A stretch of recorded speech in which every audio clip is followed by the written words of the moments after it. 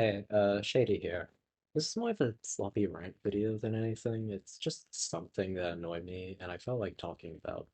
That being how Darkest Hours handled the recent Decaying Winter situation. Basically, what happened was a document dropped on Decaying Winter's developers and how a few were doing bad things. Then a day later, it was all cleared up as the bad actors were removed months ago.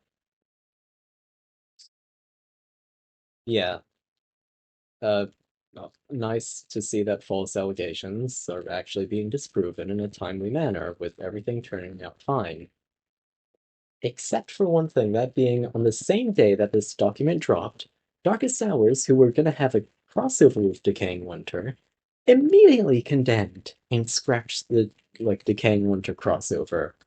Then a day later, it got clarified and they unscrapped it until they didn't, with them finally making up their mind and scrapping it fully. They deleted the previous one, so the third's the only one I got. Now, they didn't really say why they flip-flopped back into scrapping, even after it got clarified. In fact, they told people to shut up about it, which I find kind of spineless. The obvious explanation is that they don't want drama or whatever, but I have my own theory. Take it with a grain of salt, because I have absolutely nothing to back this up. That being, the Decaying Winter devs pulled the collab themselves. Think about it. You're approached by some devs for an up-and-coming game. They ask and agree for a process. They, yeah, fine.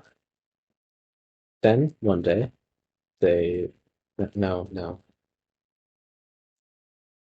They ask you for a crossover and you agree with it. They do a bunch of work with it, and then much later, a document drops accusing your team of housing some really shitty people, and even though they were removed months ago. And then imagine these devs for this up and coming game immediately drop the collaboration without even asking you about it, or presumably researching, as I'd imagine it wouldn't really be that difficult to see if someone isn't a part of a team.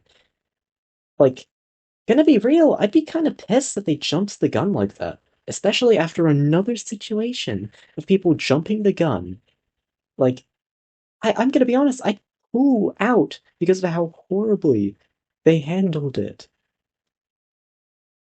Again, this is all a theory I have, and I doubt this is the case. But because the devs are being vague, I'm inclined to say that I might be right. I mean, I'd be ashamed as hell if I fluked a collab like that and would probably ask people to be quiet about it. Well, my overall message here is, and this applies even outside of Darkest Hours, it's not jump the gun like this. A day hadn't even passed since it dropped, and yet they immediately scrap it without even clarifying. This kind of behavior is a bad precedent and what I want to focus on so people don't do this kind of thing again. Because what this shows is if you want to not see something in a game, all you have to do is call the developer a pedo, have some shitty document with horrible evidence, and the content will be gone due to the developers being cowardly.